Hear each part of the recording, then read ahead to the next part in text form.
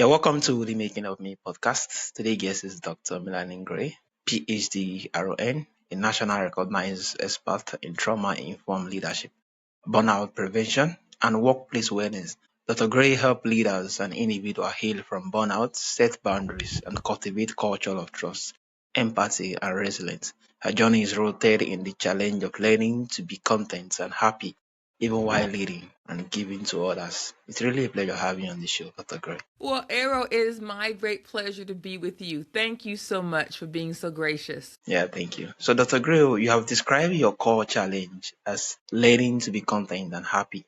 How did this realization shape your approach to leadership and awareness? Well, it really was. It's progressive. Life is a progressive, ideally a positive, progressive journey, and it's a journey that, for me, involved really at different stages in my life deciding what was important to me and then learning to hear what was important to others, because you don't lead in a bubble. You lead with people. And if no one's following you, even if you have a title, you're not a very good leader. So true, so true. Amazing, amazing. So, you often talk about moving from reactive to regulation.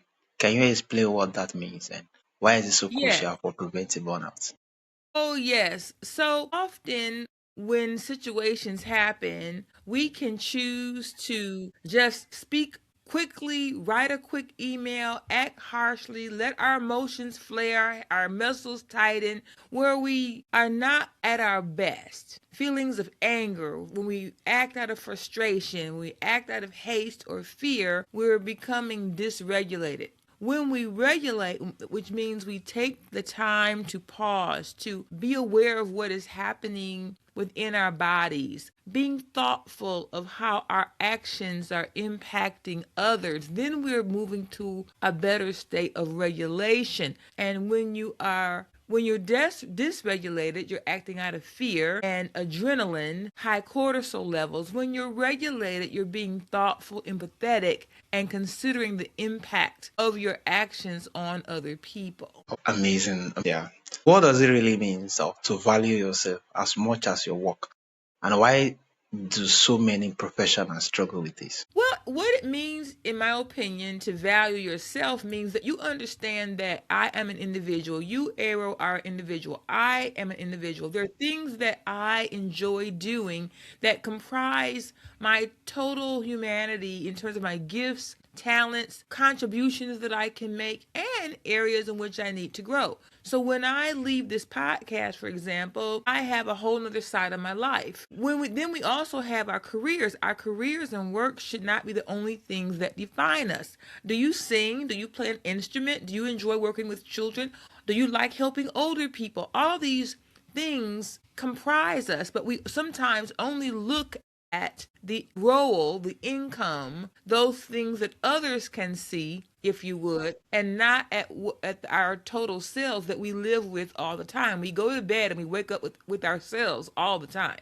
Amazing, amazing. I think it just speaks volumes to value yourself from what you just said. That yeah, if you value yourself the way you value your work, you actually more like put more energy in the same energy you put into your work could get better. You put it into yourself to become more happier and yeah, more yeah, being in the present Well, and for loving it. real, I believe God created us as total beings, right? He Yeah, didn't create us with a job title, yeah, right? When we come out of our mother's womb, He doesn't put manager, director, yeah. accountant, any of that. None of those labels are on the baby, right? When they come out of the womb, but they become within them are all the gifts and talents, all the treasures, the greatness that I believe God placed within them. But if we only look at work, at a role. See, a role is not a person. A role and a title can be taken away from you, but who you are and how you show up and what you give as an individual,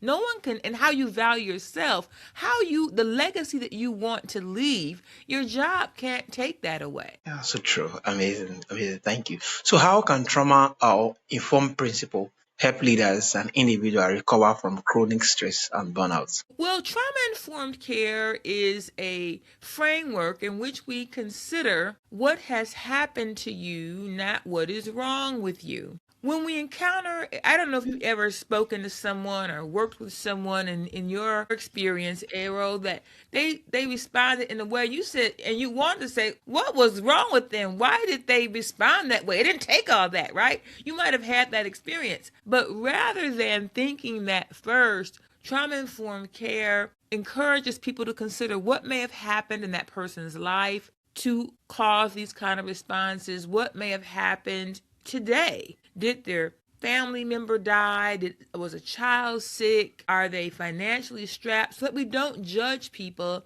and we lead with kindness. When we think about leading with kindness, it's a different mindset. It's not a stressed, it's a less stressed mindset.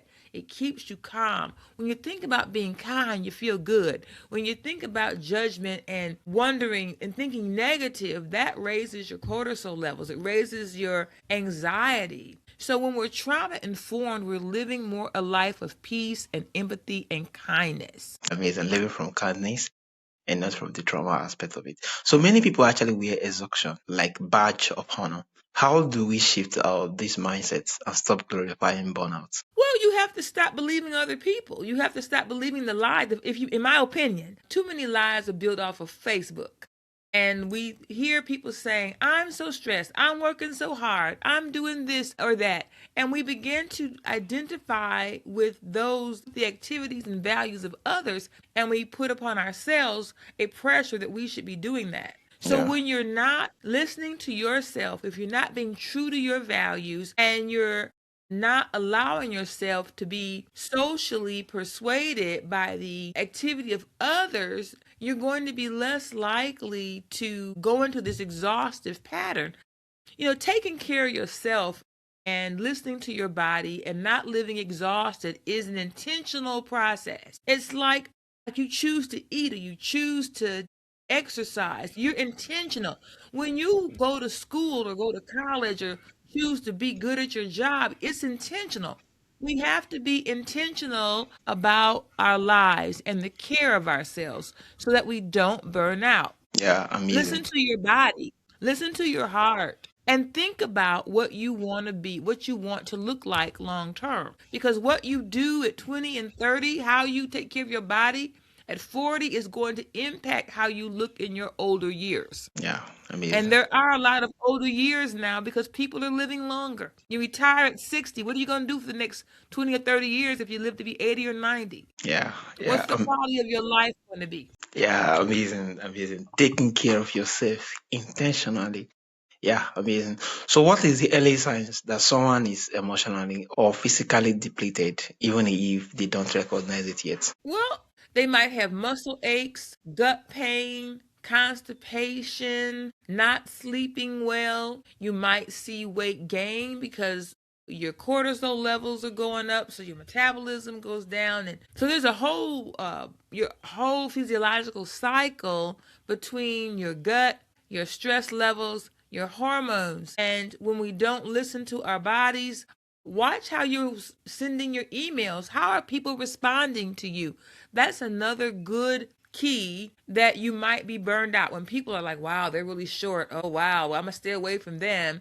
So you have to look at your internal feelings, your body, your muscle aches, your gut, how you're sleeping. How are you spending time with your family? Are you spending time with your family? These are all signs of being burnt out. Your emails, your communication, your relationships. You have to put a barometer or a thermometer to your entire life and be honest with yourself about what the reading is. Yeah, I mean, There's an old saying, denial is not just a river in Egypt. yeah. Denial is not just the river in Egypt. Yeah, amazing. So, how can leaders create a culture where people can thrive instead of just survive, especially in a high pressure industry? Well, to create an organizational culture, part of that is the role of executive leaders to say, hey, what do we want to create? What are we willing to model? Executive leaders have to model the culture that they want to be followed by the teams below them. And it doesn't take anything for a leader, though, a manager, director, supervisor, to be kind to their team, to create a culture in their subset. So how do you do that? You listen to people. You include them in the decision making when you can, or you at least give a quality explanation to them when certain changes need to be instituted. Amazing. And yeah, I believe we have two ears and a mouth for a reason, so that we can listen better and talk less. So that is one of the first things you can do, is to create a culture where there's listening that's inclusive, that is not judgmental, that is trauma informed, and that is forgiving. That is forgiving. No one is an A gets an A on everything. We don't live in that kind of bubble. And sometimes as human beings, we make mistakes, but it doesn't mean we judge people and that they can't outlive it. They should be able to have forgiveness and grace. Amazing. Listening to others, forgive them. Yeah, I give them leverage for them to actually grow space. And that's really amazing. So, you teach strategy for setting healthy boundaries without guilt. What advice will you give to someone who feels complete to overwork? Who feel Well, compared to overwork? Well, if they're really that uncomfortable with work, they have to begin, one, to set some boundaries. Are you uncomfortable because you're doing more than is expected? Are you working in an environment of fear where you feel you have to work 80 hours a week and all weekend long? You have to decide when the boundaries that you want to set. If you want to go home at 5 o'clock and have dinner with your family and enjoy your evening, why can't you do that? So I think first you have to be willing to set boundaries yourself on your role, because you teach people how to treat you. You're teaching when you're working all the time, you're teaching your upward leaders, your one-ups, executive leaders how to treat you. You're also modeling for the people that are watching you how they should treat you.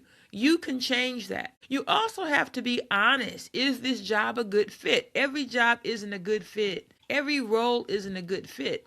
Now, I'm not saying that you have to feed your family, you walk away from your job right away. But perhaps you have to make a plan to have a better life. You have to decide what those boundaries are. You have to decide what the other priorities in your life are. And make the hard choices, not hastily, but you have to be thoughtful about how you live your life and what place you want your career to have in it. Yeah, amazing, amazing. You have to kind of make tough choices, set boundaries, and yeah, and actually more like look for good fit, and analyze each and every of this particular stuff, and look at better way you could actually engage things other than being compelled to do what's overwork.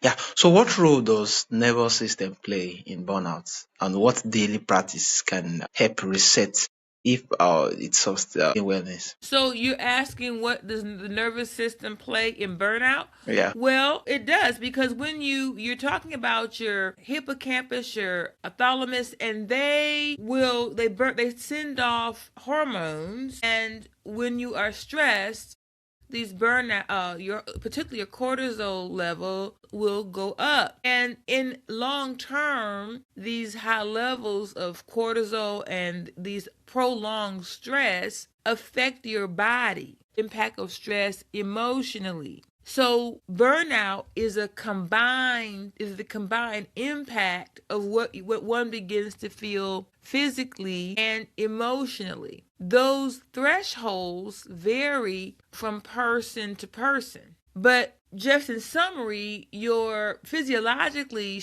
consistent stress causes your autonomic nervous system to be biased and be activated all the time. And you don't get enough time for recovery. So, like when you're running, if you're a runner, are you a runner, Arrow? Oh, You run? I don't.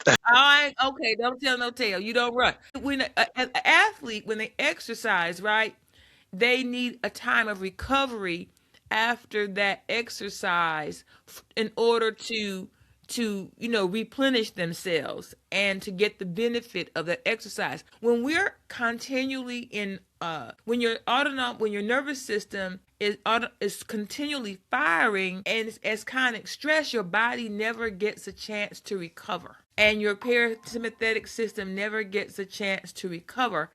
And so you have this cumulative wear and tear called your allostatic load, and it becomes impactful to your body physically and emotionally. then you see the signs of, low motivation, headaches, stomach problems, lower immune system, frequent illnesses. And so that is why, so when you see those things happening, those are signs that you're going to burnout. But again, that threshold does differ from person to person. Yeah, amazing, amazing. Thank you so much for that.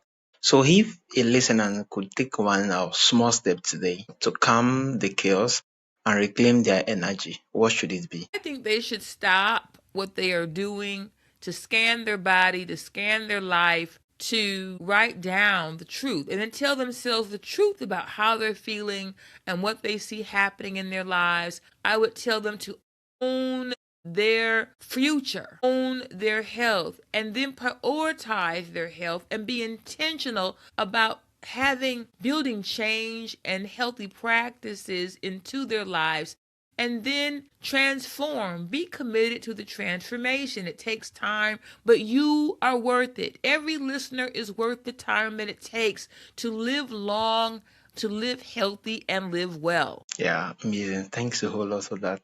Being intentional.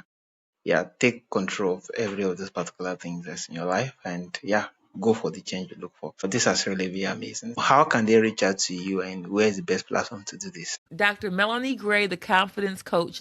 Wow, amazing. So definitely I'm going to include that to the show notes so that my audience can easily reach out to you.